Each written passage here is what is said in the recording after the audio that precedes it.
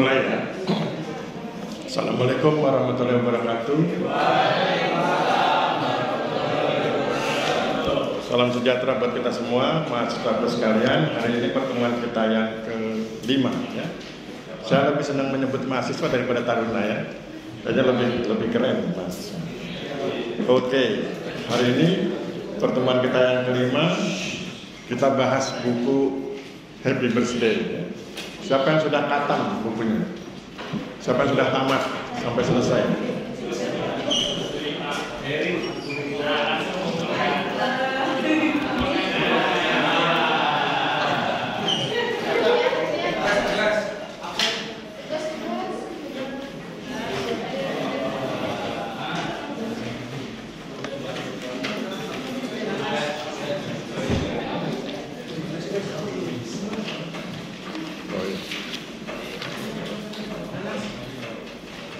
Oke, thank you.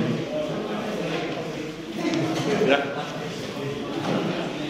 Jadi yang Anda baca itu adalah buku tentang sosiologi agraria, tetapi dikemas dalam novel romantis, gitu ya. Nah, minggu depan saya akan berikan buku sosiologi agraria yang asli, ya, artinya yang memang sosiologi agraria, nggak ada novel-novelnya, nggak ada cerita cinta-cintanya begitu, pokoknya langsung masuk. Wow. Nah, kalau Anda baca buku itu, jadi buku itu kan campuran antara buku yang Anda baca itu, yang Happy Birthday itu campuran antara fiksi dengan fakta. Fiksinya itu kisah cintanya itu fiksi, tetapi literatur yang dibahas itu fakta. Kemudian kota-kota yang dibahas itu fakta, jenis makanan yang dibahas itu fakta. Yang fiksi hanya cintanya saja, kisah cintanya itu fiksi, ya. Jadi Anda kan tahu ya, Kim Jong Un punya 3 wanita ya. Yang satu Song Ji Hye, itu jadi mantan karena tinggal di kota yang lama. Yang kedua Min Ho Yuk gagal menjadi istrinya karena terlalu hebat. Dan yang ketiga Diana Sioji, itu yang kemudian jadi istrinya. Yang menarik dari tokoh Diana Sioji itu adalah beliau anak konglomerat, oleh orang tuanya diberi kepercayaan menangani NGO. Kemudian NGO-nya itu menggunakan CSR-nya itu dari perusahaan ayahnya dan perusahaan yang menjadi bagian dari konglomerasi perusahaan ayahnya. Jadi Anda nanti bisa lihat bagaimana orang begitu antusias bergerak di bidang sosial gitu ya, kira-kira begitu. Jadi itu sebenarnya peluang untuk bekerja. Jadi bekerja itu tidak harus bekerja yang formal, tapi yang informal juga bagus ya. Informal itu NGO itu informal, tapi itu penghasilannya juga besar ya. Kalau Anda ngobrol dengan teman-teman LSM, pendapatan mereka melampaui pendapatan PNS ya. Kalau saya misalnya sebulan cuma dapat 15 juta, mereka bisa dapat 25 juta sebulan. Jadi itu. Jadi di zaman modern ini kan profesi itu bisa beraneka ragam. Jadi YouTuber misalnya, kalau yang hebat kayak Raffi Ahmad, sebulan bisa dapat 25 M. Kalau yang biasa-biasa 1 M. Yang biasa. Jadi kalau Anda lihat YouTube, kalau sudah mencapai 1000 subscriber itu sudah dapat duit 1,2 juta rupiah per bulan. Kalau dapat 1000 subscriber ya. Jadi duitnya sudah 1,2 juta rupiah. Tinggal ngalikan, kalau model Raffi Ahmad kan sudah hampir 20 juta subscribernya. Jadi hidup itu tidak harus seperti yang zaman dulu. Kalau zaman dulu kan kalau nggak jadi dokter, insinyur. Bapak saya itu dulu maunya begitu, Riz, kamu nanti kalau sudah besar jadi dokter atau jadi insinyur. Nyatanya jadi sosiolog, nggak kenal bahwa saya sosiolog itu apa gitu ya. Jadi hidup itu dinamis ya. Oke, hari ini sudah ada di atas meja saya tugas Anda, dan saya senang tadi yang datang belakangan tetap naruhnya di atas, berarti kan dia pede gitu ya.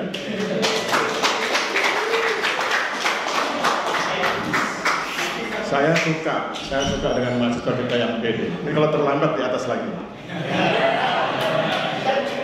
Saya suka itu. Jadi makin terlambat makin saya suka.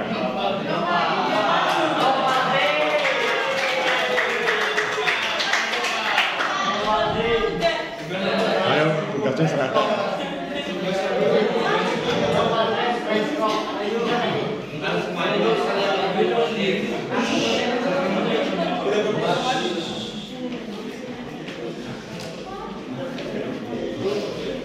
Oh.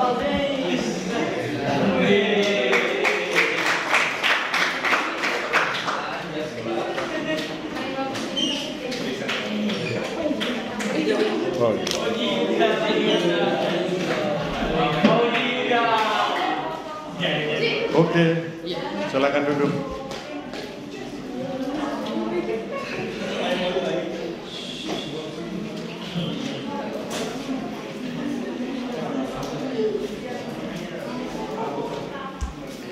Ini yang minggu lalu, Pak. Karena saya masih belum. Oke, minggu lalu. Ini yang sekarang. Yang sekarang. Iya. Oke. Istirahat dulu. Kalau ada minum dulu. Sudah itu tampil ya. Ini yang minggu lalu ya, Mas? Oh ya. Oke. Untuk tampil pertama, penghormatan ya untuk yang datang terlambat. Fauji. Applause buat Fauji. Silakan tampil. Silakan duduk, santai aja. Ada gadgetnya, bawa gadget. Ya, silakan buka bukunya. Nanti kita diskusi yang lain, silakan buka bukunya. Nanti kita diskusi part berapa tergantung beliau. Beliau minta ke part berapa, nanti kita bahas. Jadi hari ini kita ikuti seleranya. Panggilanmu Fauji? Iya, Pak. Ya, kita ikuti seleranya Fauji ya. Sudah? Buka bukunya aja dulu. Iya, Pak. Terus perkenalkan diri. Ya, sudah? Sudah, Pak. Oke.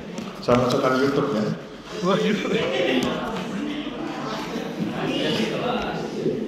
Silakan perkenalkan diri Mas Fauji. Kita dengarkan ya. Assalamualaikum warahmatullahi wabarakatuh. Waalaikumsalam warahmatullahi wabarakatuh. Perkenalkan, nama saya Fauzi Wirayuda dari kelas B dengan NIT 213030683. Di dalam buku Happy Birthday ini yang saya rangkum, yang saya dapat, saya ambil dari part 7 ya. Part 7 ya. Coba kita buka. Kita buka partnya dulu. Part 7.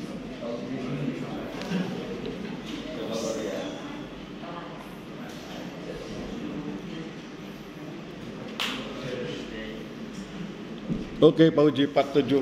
Iya. Bagian mana dari part 7 yang menarik? Di ini pasti. Alinea keberapa? Di 4 prinsipnya ini, Pak. Jadi Oh. dalam mempelajari Oh, sosiologi iya. agraria terdapat 4 prinsip, antara lain yang pertama, prinsip yang harus diterapkan oleh pemerintah untuk mengelola sumber daya alam secara adil, mensejahterakan dan menciptakan harmonisasi sosial. Yang kedua, prinsip agar masyarakat memperoleh jaminan atas hak-haknya dalam mengakses sumber daya agraria. Yang ketiga, prinsip agar sumber daya agraria dapat dimanfaatkan untuk berbagai keperluan. Keempat, prinsip agar konflik agraria dapat direduksi dan mencegah konflik agraria di kemudian hari. Oke, silakan Pak Uji, jelaskan ke kita. Apa yang mau kita bahas? Silakan. Ya, jadi di bagian yang pertama ini saya masih mengambil kayak atas dasar apa gitu, Pak. Ya. Dalam mempelajari sosial agraria, belum ke maksud-maksudnya sih, Pak. Ya. Belum ke permasalahannya, Pak. Terus yang mau kamu share ke kita apa? Yang mau di-share ke kita? Mau dibagikan? Pengetahuan apa yang mau kamu bagikan ke kita? Lebih ke prinsip sosial agraria awalnya sih, Pak. Prinsip? Sebagai kita sebagai seorang agraria, bagaimana prinsip sosiologi yang harus kita ambil? Sebagai orang agraria, bagaimana prinsip sosiologi yang kita ambil? Kenapa kamu nggak gabung sosiologi agraria begitu?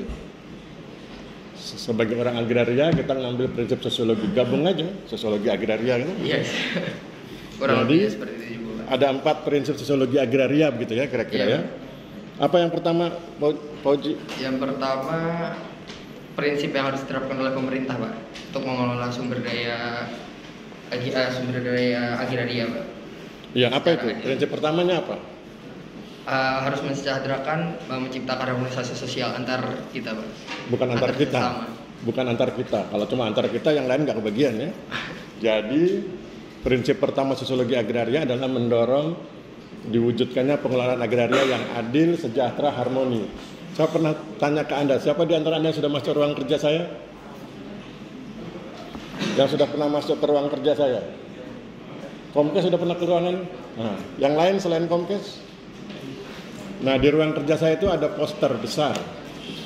Posternya itu tulisannya, ayo bersosiologi untuk mewujudkan agraria yang adil, sejahtera, dan harmoni.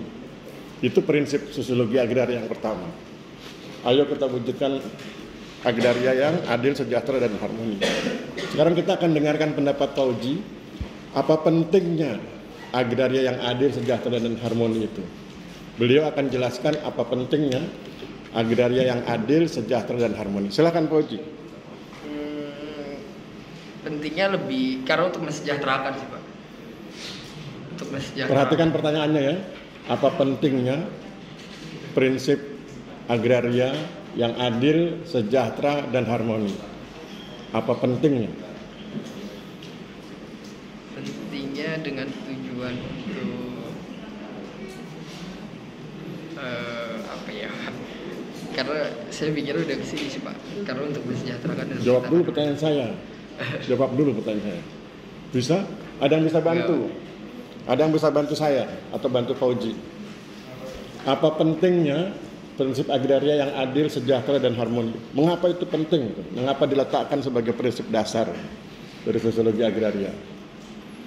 Mainkan rasionalitas ya, mainkan logika. Nanti kalau ujian dengan saya, mainkan logika ya, jangan hafalan. Saya paling senang kalau lihat tulisan yang logikanya mantap gitu ya. Jadi nggak perlu hafalan. Silakan. Jadi sosiologi agraria itu bukan hafalan ya, bukan hafalan, bukan hitungan. Sosiologi agraria itu logika, rasionalitas. Oke, silakan. Ada yang bisa bantu? Apa pentingnya pengelolaan agraria itu harus adil, sejahtera, harmoni? Bantu Pak Uji. Bisa Pak Uji? Kalau nggak bisa kan kita minta bantuan kan? Iya. Ya, beliau minta Kira ada bantuan. yang bisa bantu. Oke. Yang masuk di YouTube kan wajah dia, tapi kan kita bisa bantu ya. Ada yang bisa bantu? Kalau nggak ada saya bantu. Oke, saya jelaskan ya.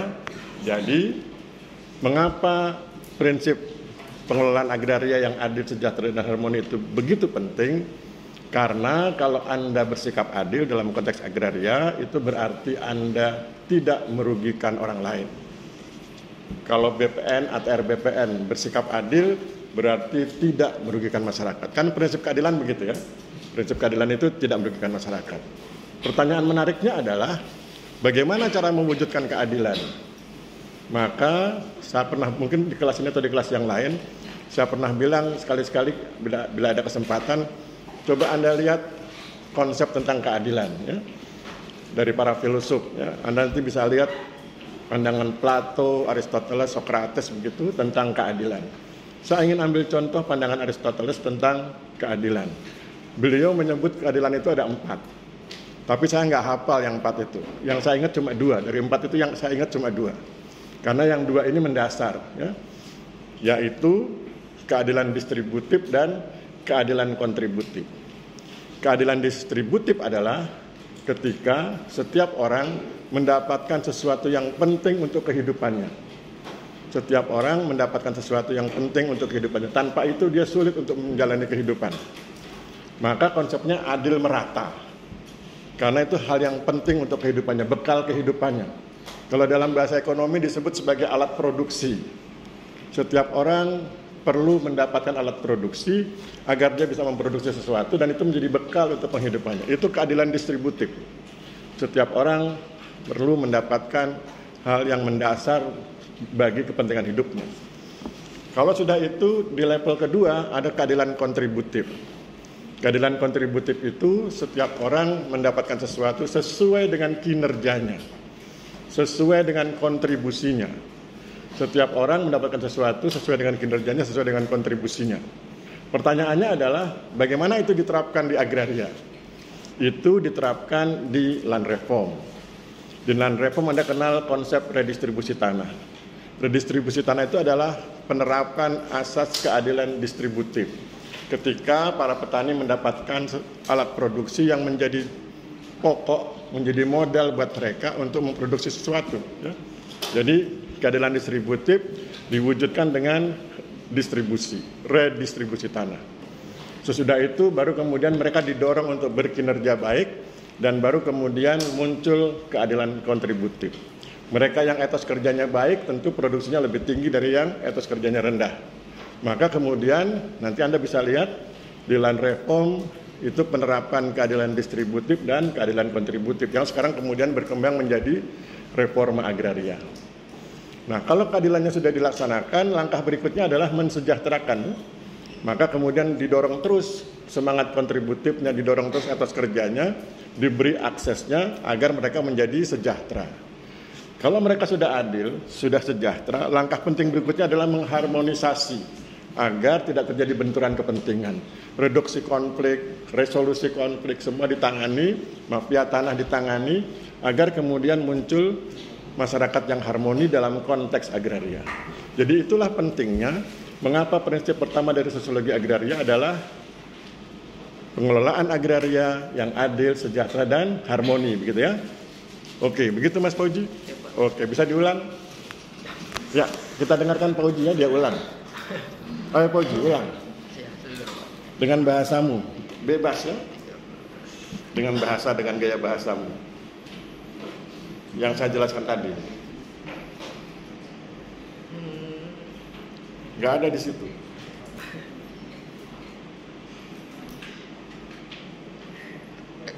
Terlalu panjang tadi Pak. Terlalu panjang. Ada yang ingat, ada yang bisa bantu?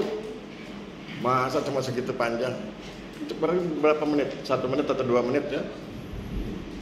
Ya jadi prinsipnya begitu ya. Keadilan distributif, keadilan kontributif. Keadilan distributif itu keadilan ketika setiap orang mendapatkan sesuatu yang menjadi bekal, menjadi dasar bagi pemenuhan kebutuhan hidupnya. Dalam bahasa ekonomi disebut alat produksi. Kemudian kalau dalam konteks kita agraria, kita bilang itu redistribusi. Makanya kemudian ada konsep redistribusi tanah. Land to the tiller, tanah untuk penggarap. Kemudian naik lagi keadilan kontributif. Mereka didorong untuk berpacu, punya etos kerja baik, berkinerja baik, agar kemudian mereka punya produksi yang meningkat.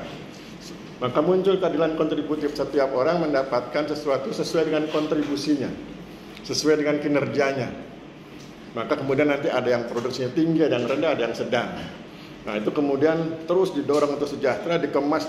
Kalau tadi kemasannya adalah land reform, kemudian 2004 kemasannya dirubah menjadi reforma agraria. Ada penataan aset, ada penataan akses. Hidupnya menjadi lebih sejahtera. Kalau sudah sejahtera maka baru kemudian diatur agar menjadi harmoni. Reduksi konflik, resolusi konflik, mencegah konflik dan lain sebagainya. Ya, itu bagian dari yang dimaksud oleh Fauji dengan prinsip dasar, prinsip pertama dari sosiologi agraria. Oke Fauji, apalagi yang mau kita bahas? Di part 28 sampai part 30. Part berapa? 28 sampai part 30. Satu aja dulu ya, part 28 ya. Oh iya. Ya. Kalau saya tapi ngerangkum secara keseluruhan gitu sih. Nggak usah, part 28 aja dulu, nanti kamu ngerangkum malah bingung. Part berapa? 28 ya? 28. Oke, lihat part 28. Fauji minta kita bahas part 28.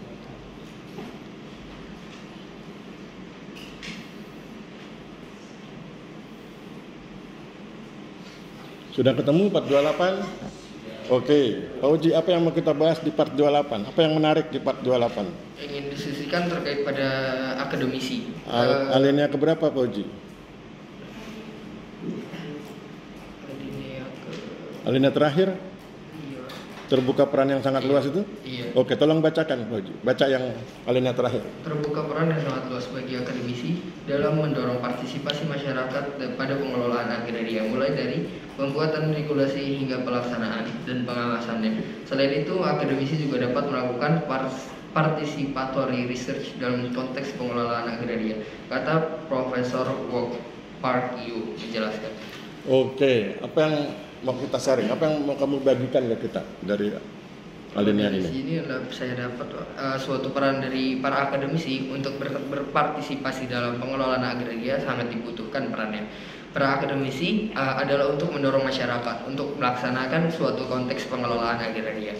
Selain itu, dalam penerapannya, masyarakat mempunyai dua hubungan yang diantaranya dengan melakukan suatu distribusi suatu bidang tanah serta dengan melakukan suatu distribusi suatu bidang tanah, serta masyarakat sangat berpengaruh dalam memanfaatkan tanah dengan optimal. Oke, kita baca part 28 alinea terakhir ya. Terbuka peran yang sangat luas bagi akademisi dalam mendorong partisipasi masyarakat. Terbuka peran yang sangat luas bagi akademisi untuk mendorong partisipasi masyarakat. Pertanyaan saya, bagaimana cara akademisi mendorong partisipasi masyarakat? Saya ulang kalimatnya, bagaimana cara akademisi mendorong partisipasi masyarakat?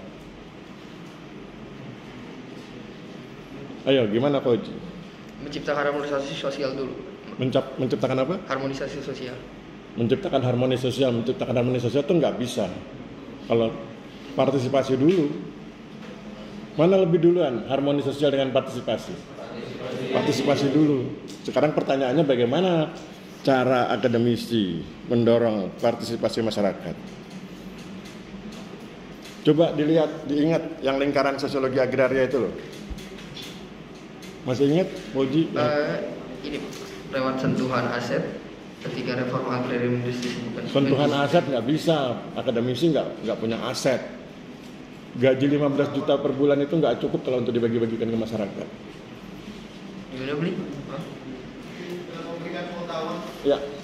Dengan memberikan pengetahuan kasih tahu manfaat dalam kegiatan tersebut. Ya, memberi pengetahuan loh. Kata kuncinya itu, memberi pengetahuan. Kalau memberi pengetahuan, Anda ingat lingkarannya itu apa? Socio communication ya. Akademisi itu mainnya di situ. Karena di lingkaran yang saya bilang lingkaran sosiologi agraria itu kan ada agraria, ada masyarakat, ada sosio-legitimasi, ada sosioekologi, sosioekonomi, dan socio-communication. Nah, socio-komunikasi itu yang beliau maksud. Yang beliau maksud dengan istilah memberi pengetahuan. Tugas akademisi itu hanya sampai di level itu. Tetapi itu nanti menjadi bagian dari pemberdayaan masyarakat. Ya. Makanya kemudian akademisi seperti saya sering turun ke desa dalam rangka itu, dalam rangka mendorong mereka berpartisipasi dalam kegiatan kita. Kadang-kadang kita beri stimulus. Pengalaman saya di desa-desa itu saya beri stimulus. Kita penelitian, ngobrol macam-macam begitu, kemudian dibilang, Pak, kami butuh ini. Nah, ketika mereka bilang mereka butuh itu, maka kemudian saya bilang, oke, kalau gitu kita kerjakan bareng. Nah, itu bagian dari kita berpartisipasi di level akademis, ya, di level orang-orang akademisi. Kalau di level birokrat lain lagi, mereka terapkan kebijakan, mereka laksanakan kebijakan, itu levelnya teman-teman di kantor pertanahan. Begitu Pak Uji. Ya, Pak. Nah, kemudian ada lagi yang menarik di alinea ini tentang participatory research. Ada di antara Anda yang sudah paham apa itu participatory research? Terjemahkan saja ke dalam bahasa Indonesia. Ya? Cara belajarnya begitu. Participatory research, terjemahkan ke dalam bahasa Indonesia menjadi riset partisipatif. Penelitian partisipatif. Apa itu penelitian partisipatif? Penelitian yang melibatkan masyarakat. Jadi Anda mengajak masyarakat melakukan penelitian bersama-sama Anda.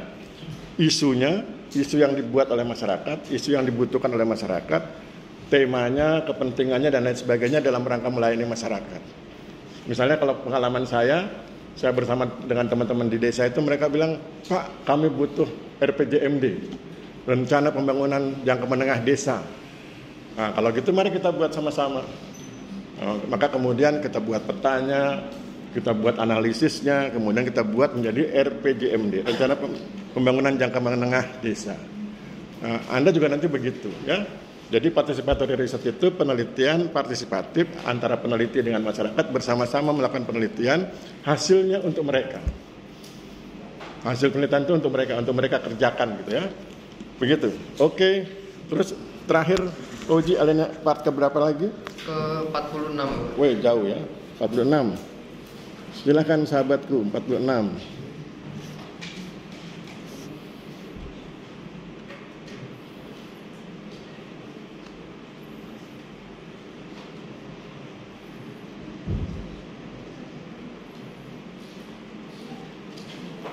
Oke, apa yang menarik dari 46 ini, Pak Uji? Terkait isu permasalahan yang alinea keberapa, Pak Uji? terjadi, Pak. Alineanya? biar kawan-kawan bisa paham. Alinea keberapa? Ke-6. Alinea ke-6. Apa kata depannya? Depannya apa? Alinea ke-6 yang apa? Masalah pertanahan bersifat. Masalah pertanahan. Iya.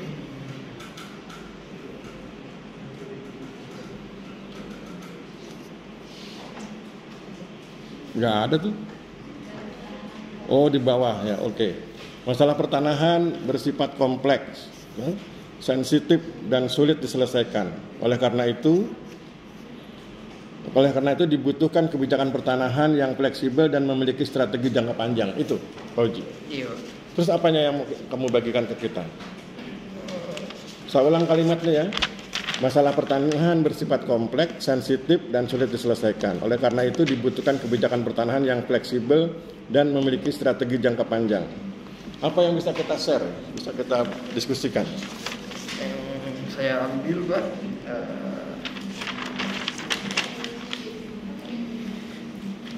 jadi dalam mengatasi semua permasalahan pertanahan yang ada, dalam mengimplementasikan kebijakan tersebut harus mempunyai suatu pelaksana dalam reforma agrarian sehingga dapat memberikan pemahaman yang bermanfaat dalam meningkatkan suatu efektivitas dan efisiensi reforma pertanahan. Itu jawabannya. Iya. Oke. Sekarang kita bedah ya. Alinea ini kita bedah. Masalah pertanahan bersifat kompleks, sensitif, dan sulit diselesaikan. Sekarang tolong Pak Uji jelaskan ke kita bagian mana dari masalah pertanahan itu yang dianggap kompleks, sensitif, dan sulit. Jelaskan ke kita masalah pertanahan yang kompleks, sensitif, dan sulit diselesaikan. Bisa nggak kasih contoh Pak Uji? Berikan contoh buat kita masalah pertanahan yang bersifat kompleks, sensitif, dan sulit diselesaikan. Warisan mungkin, Pak. Ya, jelaskan bagaimana oh itu kompleks karena bla bla bla, oh itu sulit karena begini-begini, oh itu sensitif karena begini-begini, begitu loh. Mungkin saya dari segi warisan, Pak, karena jika ada salah satu yang menerima bagian yang kurang akan mengurangi rasa kekeluargaan, Pak. Oke, selain warisan, kalau kamu kepala kantor kan harus luas pemikirannya, bukan hanya sekedar warisan. Mungkin Ivani membantu menjawab. Kamu bisa nggak? Nggak. Begitu, Pak. Ada yang bisa bantu? Bantu memberikan contoh bahwa masalah pertanahan, masalah agraria itu kompleks, sensitif, dan sulit diselesaikan. Ada yang bisa bantu kasih contoh? Masalah agraria yang kompleks, apalagi sensitif, sulit diselesaikan. Ada? Kalau ada, raise hand, angkat tangan. Nggak ada. Masalah agraria itu disebut kompleks karena apa? Ini cara berpikirnya ya. Jadi ketika kita ditanya nggak bisa jawab, kita manuver, kita bedah. Masalah agraria itu kan pertanyaannya kan, permintaannya kan berikan contoh bahwa masalah agraria, masalah pertanahan itu kompleks, sensitif, dan sulit diselesaikan. Nah, itu kan menurut Anda agak susah jawabnya. Maka kemudian manuver. Sekarang kita bedah. Masalah agraria itu disebut kompleks karena apa?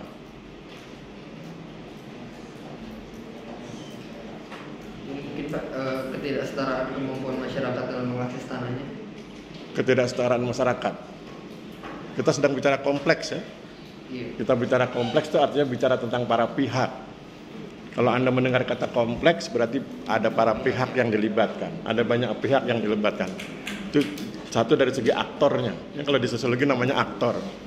Banyak para pihak yang dilibatkan. Yang kedua dari segi aspek. Masalah agraria itu bukan cuma masalah hukum. Bukan cuma masalah teknis. Bukan cuma masalah administratif. Tapi hampir semua masalah ada di situ.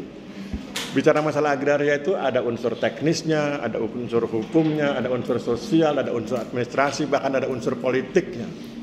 Contoh, masalah PTSL itu sebetulnya adalah masalah pertanahan yang bernuansa politis. Kenapa dibilang bernuansa politis? Anda bisa lihat sejarahnya pendaftaran tanah. tahun sekian sampai tahun sekian jumlah bidang yang berhasil disertifikatkan hanya sekian. Maka kemudian muncul Presiden Jokowi. Dia bilang harus sekian. Maka kemudian Pak Menteri kita yang sebelumnya kan jungkir balik setengah mati untuk mencapai target itu. Akhirnya kan berhasil. Anda bisa lihat kejutannya ya. Ada sekian puluh juta bidang tanah yang berhasil disertifikatkan. Pak Jokowi bilang masih belum. Maka kemudian diganti menterinya dengan yang sekarang. Harus dipercepat. Itu artinya apa? Politik. Politik itu kan kewenangan kebijakan. Politik itu begitu. Jadi percepatan pendaftaran tanah itu diawali oleh statement politik, komitmen politik dari pemerintah, dari presiden. Kemudian itu menggerakkan semua unsur. Jadi ada unsur politiknya. Jadi masalah agraria itu bisa Ipolexo sebut hankam, ya, bisa semua aspek gitu, ya, termasuk nanti ditambah lagi administrasi, teknis, segala macam. Itu menunjukkan kompleksitas masalah agraria. Kemudian kalau dibilang sensitif, Anda bisa lihat, misalnya bagaimana tadi dia sudah bilang kalau masalah tanah, saudara dengan saudara bisa baku hantam ya. Kemudian kalau itu kemudian tanahnya itu bernuansa agama tertentu, misalnya ada pengadaan tanah untuk jalan, kemudian motong masjid misalnya, atau motong gereja, itu kan kemudian bisa menimbulkan hal yang tidak menyenangkan kalau tidak dikelola dengan baik. Itu kan sensitif. Masalah sara, suku, agama, ras, adat istiadat itu kan masalah sensitif. Jadi para pemimpin proyeknya harus sangat cermat, harus sangat hati-hati ketika menangani kasus pengadaan tanah yang memotong atau melalui atau kemudian menggusur lah ya bahasanya begitu, masjid, gereja dan tempat-tempat ibadah. Itu kan sensitif. Nah, baru kemudian dibilang sulit diselesaikan. Sulit diselesaikan mungkin karena keterbatasan teknologinya dan lain sebagainya. Seperti yang sekarang kita alami, kita sedang bersemangat mensertifikatkan tanah seluruh Indonesia. Kita punya semangat 1 tahun harus sekian juta disertifikatkan, tapi kita punya residu. Ada residu K3. Ada sekian juta bidang tanah yang belum bisa disertifikatkan dengan alasan tertentu ya. Ada K3, nanti Anda bisa lihat di teksnya ya. K31, K32, K33. Nah, itulah menunjukkan bahwa masalah agraria itu kompleks, kemudian sensitif dan sulit diselesaikan. Tapi kan kita nggak boleh mundur. Pak Menteri bilang apapun yang terjadi kita nggak boleh mundur. Dia pakai teknik militer, dia bilang amati, ambil kebijakan, eksekusi. Beliau kebijakannya kan begitu. Maka beliau nanti turun ke lapangan, ngobrol dengan Kak Kanwil, ngobrol dengan Kak Kantah. Sesudah diamati, beliau ambil kebijakan, kemudian eksekusi. Kalau nanti sesudah dieksekusi, dievaluasi, perbaiki lagi terus begitu. Jadi meskipun masalah agraria itu kompleks, sensitif dan sulit, tetap harus diselesaikan. Ya? Karena itu menjadi hal yang penting buat kita. Kan tujuannya mulia ya, adil, sejahtera dan harmoni. Begitu Mas Fauji ya. Siap. Ada lagi yang mau disampaikan? Sudah, Pak. Sudah, oke. Kalau gitu aplaus buat Fauji. Terima kasih Fauji. Ya. Oke. Kita jatah 3 orang ya. Ini orang pertama. Orang kedua siapa? Ada yang sukarelawan? Ada yang belum menyerahkan tugas? Benhat sudah menyerahkan tugas? Sini, serahkan tugas. Kita dengarkan suara Benhat ya. Udah lama aku nggak dengar suara Benhat. Maju Benhat. Saya kenal Benhat ketika PKL. PKL apa? Yang di P4T ya kalau nggak salah. Saya kenal dia. Ayo Benhat, maju ke depan. Tugasmu sudah dibuat? Nah, sudah kau duduk saja. Nanti kau kirim ke saya ya. Gadgetmu ada? Nah, iya. Benhat setiap ketemu saya pasti ada masalah. Waktu di PKL begitu. Benhat gimana petanya? Sudah selesai? Belum Pak, itu sudah cerita. Saya bilang saya nggak mau tahu petanya harus selesai. Ya, itu waktu di PKL. Sekarang Benhat mana tugasnya? Ketinggalan Pak, saya nggak mau tahu pokoknya. Sekarang kau tampil di depan, gitu ya. Gaya senior kan gitu ya. Tidak ada kata tidak mau, tidak ada kata tidak bisa, tidak ada kata tidak tahu. Kalau sudah ketemu senior ya. Kan saya senior dia. Oke Benhat, part keberapa? Kita mainkan saja. Baik Pak. Perkenalkan dulu. Salam. Assalamualaikum warahmatullahi wabarakatuh. Salam sejahtera. sejahtera, jangan lupa. Salam sejahtera, Om Swastiastu, Ya. salam nama budaya, salam kebajikan. Oke. Seperti Sandiaga Uno ya. Oke, lanjut Benhat. Baik, izinkan perkenalkan, nama saya Benhat Simanjuntak. Saya taruna diploma 4 tingkat 2 semester 3 dari Sekolah Tinggi Pertahanan Nasional. Jadi Sekarang kita mau diskusi part keberapa? Part keberapa yang kamu suka? Ya. baik Pak, untuk ada beberapa hal dari buku Happy Birthday yang mungkin menarik untuk kita bahas Pak. Mungkin yang pertama itu dari yang part pertama. Part pertama ya. Oke, silakan buka part 1. Nah, agak lama nih Benhat karena sudah dari part 46 tadi ya. Iya Pak. Kalau terlalu cepat hang gadget saya.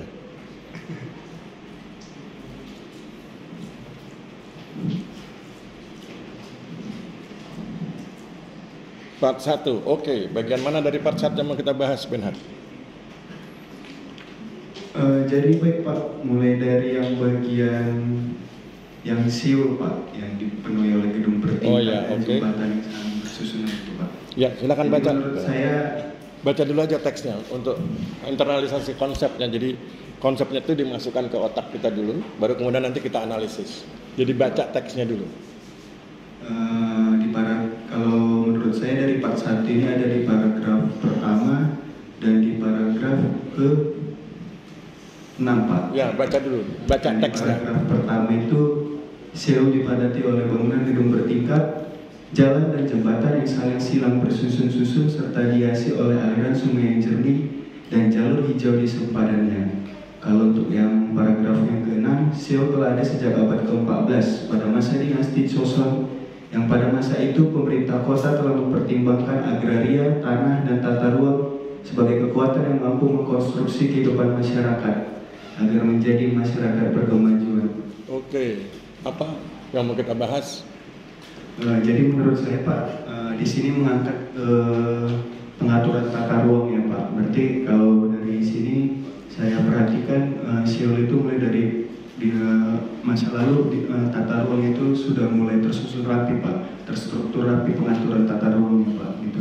Oke ya, jadi yang ditulis di buku itu betulan itu ya, itu bukan fiksi ya, itu fakta. Jadi nanti kalau Anda ragu, Anda googling, nanti Anda akan dapat informasi tentang Seoul, baik yang berbahasa Inggris maupun berbahasa Indonesia ya. Nanti akan diceritakan di dalam literatur itu bagaimana Seoul itu ditata dari masa ke masa. Dan yang alinea 1 itu Seoul saat ini ya. Seoul dipadati oleh bangunan gedung bertingkat, jalan dan jembatan yang saling silang bersusun-susun serta dihiasi oleh aliran sungai yang jernih dan jalur hijau di sempadannya. Berikutnya alineanya adalah bagi para sosiolog, bentang alam Seoul memperlihatkan kebijakan pemerintah kota yang adil, menyejahterakan dan harmoni. Ada gedung bertingkat, jembatan dan jalan yang mendukung pencapaian target-target ekonomi, tetapi ada pula sungai jernih dan jalur hijau yang mendukung pencapaian target-target ekonomi. Jadi ada target ekonomi yang ingin dicapai, Anda ingat lingkaran sosiologi agraria paling atas, dan ada target-target ekologi. Nah itu yang kemudian menjadi ciri dari kota Seoul. Ada yang punya pendapat lain? Nggak ada? Oke, Benhat, selanjutnya apa lagi yang mau kita bahas? Selanjutnya Pak, untuk yang saya mungkin langsung loncat ke part ke-7 Pak. Oke, lihat part ke-7.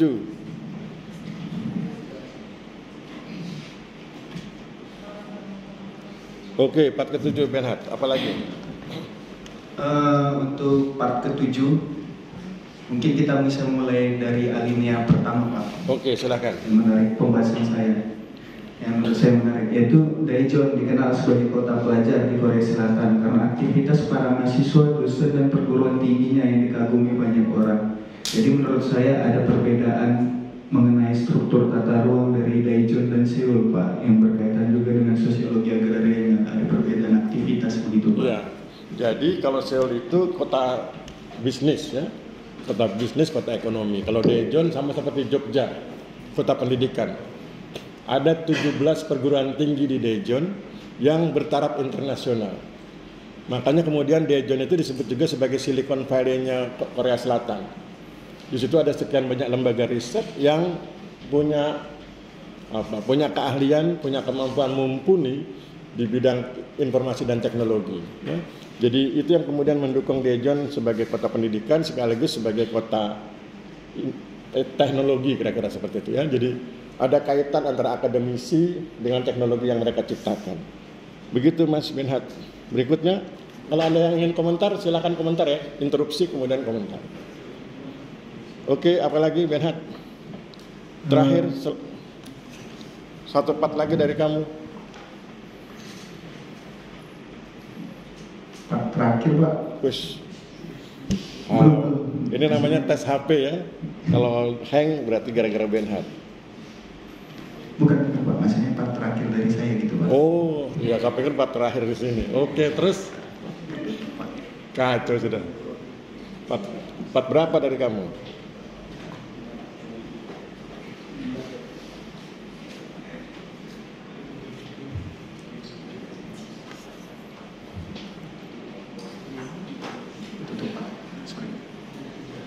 Kalau ada yang punya pendapat lain silakan interupsi ya, kita bebas. Kalau Anda sekali-sekali nonton YouTube, lihat suasana belajar di Harvard gitu ya, di Cambridge, itu suasana belajarnya kan hidup ya. Jadi sama-sama pegang literatur, baik yang gadget maupun yang buku konkret begitu. Kemudian dosennya ngomong satu kalimat, mahasiswa kemudian merespon, ya, saling raise hand begitu. Itu sangat menyenangkan suasana seperti itu. Ya.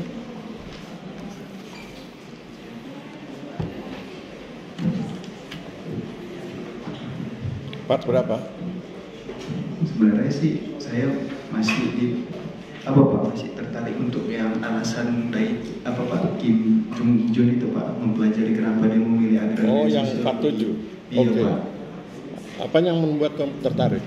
Yang di alasan dia yang keempat Pak, kenapa memilih program agraria sosiologi itu Pak. Oke. Silahkan Benhat. Prinsip yang poin keempat yang pada halaman ke-9 itu prinsip-prinsip yang harus diterapkan oleh pemerintah agar konflik agraria dapat direduksi serendah mungkin dan secepat mungkin serta mencegah terjadinya konflik agraria di kemudian hari. Oke, silakan. Apa yang mau kamu bagi ke kita? Kamu share ke kita. Jadi menurut saya Pak, alasannya itu kenapa saya memilih ini menarik untuk dibahas karena bagaimana karena kan seperti kita ketahui yang Bapak juga sudah jelaskan tadi bahwa konflik agraria itu kompleks Pak. Ya. Jadi tentu banyak prinsip-prinsip yang harus dipelajari serta diterapkan, bukan hanya dipelajari ya secara teori tapi juga praktiknya Pak oleh pemerintahan untuk mereduksi segala atau mengurangi lah Pak. Karena kalau untuk memecahkan keseluruhan konflik agraria ini mungkin menurut saya agak rumit Pak, karena melibatkan berbagai pihak dan banyak kepentingan Pak.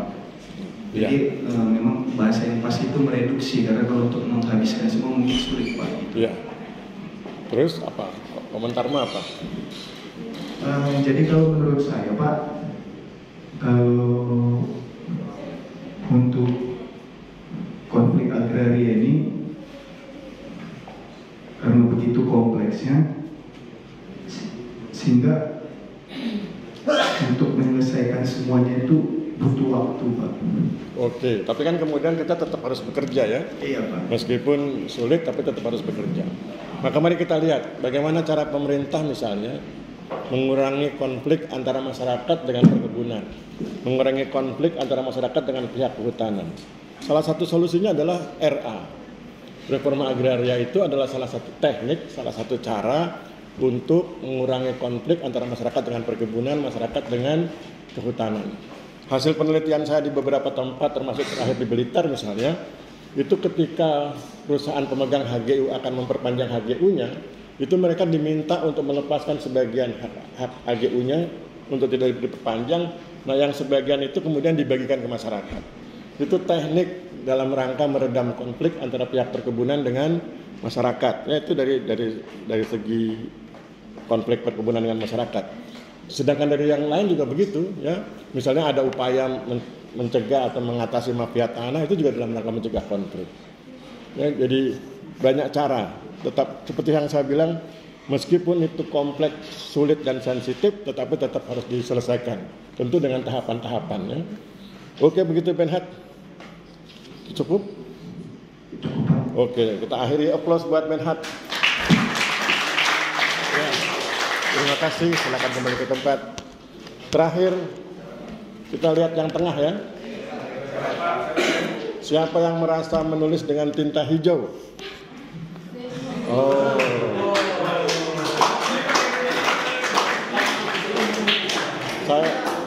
Saya panggil namanya, benar, Denis Wari. Oh iya, oke. Terakhir.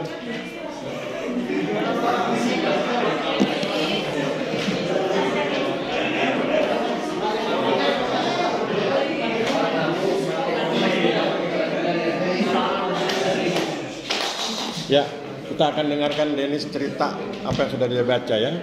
Silakan perkenalkan diri Denis. Salam dulu. Ya, baca bukunya.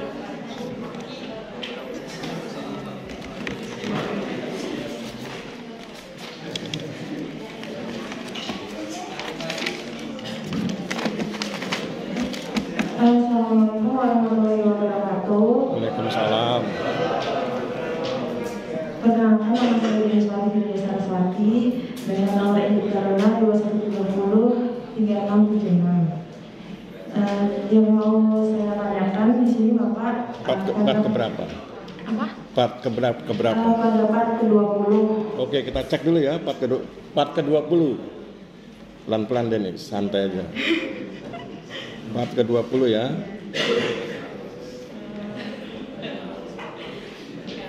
Ini HP tua Denis, kalau terlalu cepat dia hang. Oke, alinea keberapa Denis?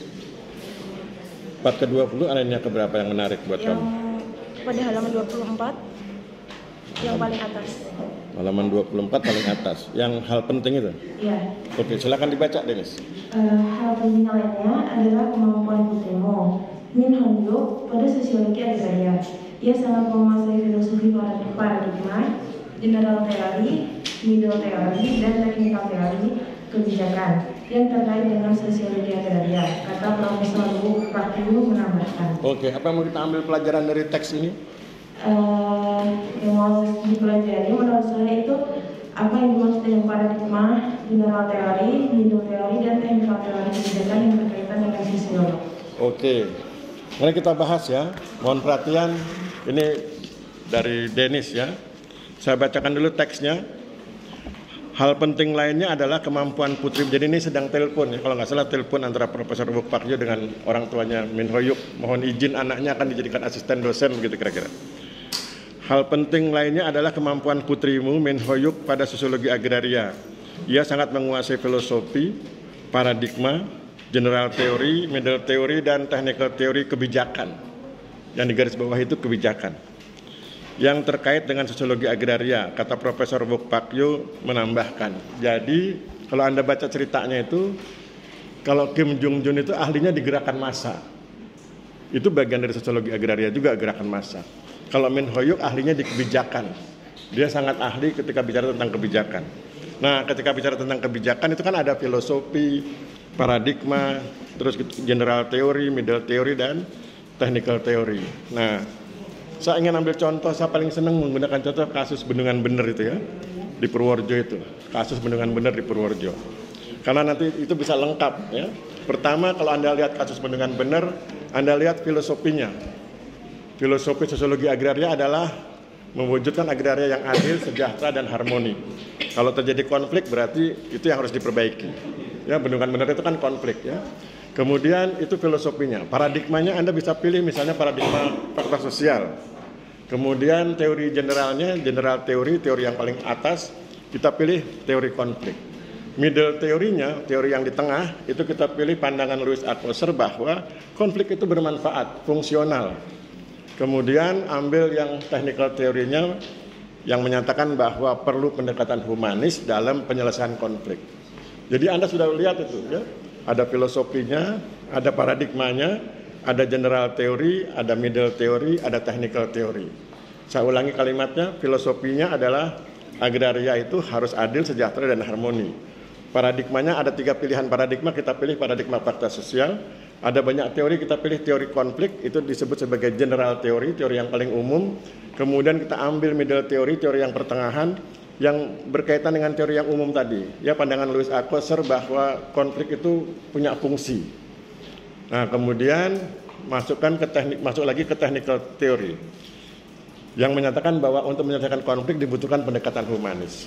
Technical teori itu adalah teori yang paling dekat dengan kita, paling dekat, paling empirik, paling nyata, paling mudah untuk paling punya potensi untuk dilaksanakan. Kalau yang teori besarnya kan terlalu umum itu. Kalau Anda gunakan teorinya Karl Marx, bahwa setiap orang punya kepentingan sehingga berpotensi terjadi benturan atau konflik, itu terlalu umum. Maka kita ambil yang di bawah, pendekatan humanis. Untuk menyelesaikan kasus benar, perlu pendekatan humanis. Ganjar Pranowo perlu datang, perlu dialog. Jangan lagi ada yang ditangkap. Kemudian diskusikan apakah kemudian untuk membangun bendungan benar, konstruksi bangunannya harus seluruhnya menggunakan batu padas yang ada di Desa Wadas. Kan tidak harus. Bagaimana kemudian Desa Wadas berkontribusi pada pembangunan bendungan benar tanpa harus merusak ekologi desa, kira-kira seperti itu. Itu kan pendekatan humanis. Itu namanya technical teori, teori yang paling teknis. Kemudian teori yang paling teknis punya dasar, yaitu middle teori. Middle teorinya Louis Althusser bilang konflik itu nggak apa-apa, konflik itu fungsional, punya fungsi, bermanfaat. Maka kemudian kita bisa lihat apa manfaatnya. Oh, pemerintah jadi tahu bahwa masyarakat Desa Wadas menolak bendungan bener, bukan menolak pengadaan bendungan benernya, tapi menolak kalau kemudian ada eksploitasi atas batu padas di desanya. Ada kesadaran ekologis. Nah, kemudian naik ke atas teori konflik. Setiap orang punya kepentingan, setiap pihak punya kepentingan, dan bisa terjadi konflik, terjadi benturan kalau tidak dikelola dengan baik. Perlu manajemen konflik. Jadi itu teori konflik. Kemudian konflik itu berfungsi, Louis Althusser, kemudian pendekatan humanis. Nah, itu nanti berguna ketika Anda bikin skripsi. Bikin skripsi itu begitu, di bab 2 itu ada tinjauan pustaka, isinya kerangka teoretik dan kerangka pemikiran. Di kerangka teoretik Anda masukkan teori-teori itu. Dari teori yang paling general, sampai kemudian teori yang terapan, teori yang teknis. Begitu, Dennis. Apalagi, Dennis, yang bisa kita share? Lanjut ke 44. Ke 44. Ya. Lihat 44.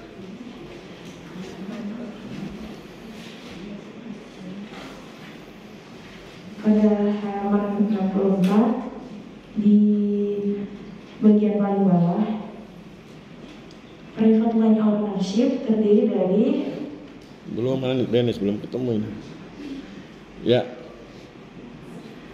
Private land ownership terdiri dari resource contract atau perjanjian pengelolaan sumber daya tanah. Kedua adalah owner cultivation atau penggarapan tanah oleh pemiliknya. Yang mau saya tanyakan Bapak, pada part ini kepemilikan tanah atau land ownership itu terdiri dari apa aja? Yang mau kamu tanyakan apa?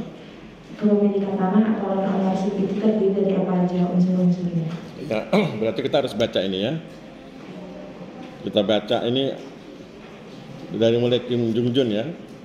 Kemudian Kim Jung Jun menambahkan bahwa literatur yang dibaca itu, jadi literaturnya itu judul literaturnya adalah Tenancy, Land Redistribution and Economic Growth, A Case of Korea ya. Jadi Kim Jung Jun menambahkan bahwa literatur ini membahas tentang land ownership, kepemilikan tanah yang terdiri dari collective land ownership, kepemilikan tanah kolektif, itu yang kita sering menyebutnya sebagai tanah adat itu ya, dengan tanah kolektif, dan private land ownership, kepemilikan tanah privat, orang pribadi. Kemudian private land ownership terdiri dari resource contract, perjanjian pengelolaan sumber daya tanah. Ini yang bicara tentang yang private, yang pemilikan oleh orang per orang atau badan hukum tertentu ya. Itu dibangun melalui kontrak, melalui perjanjian.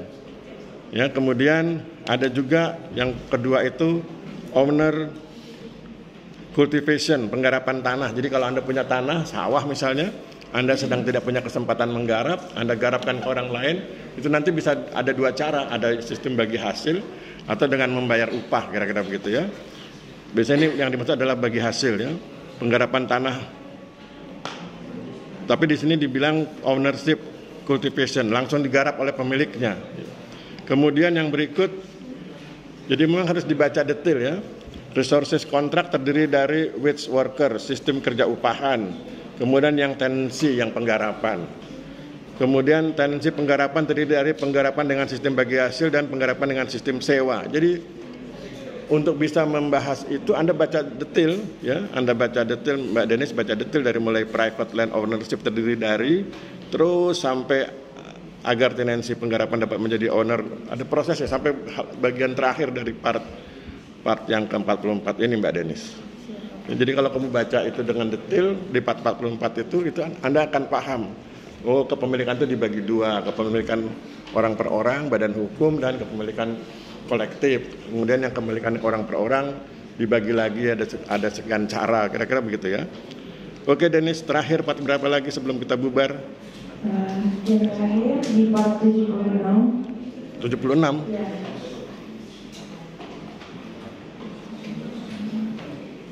Silakan lihat part 76.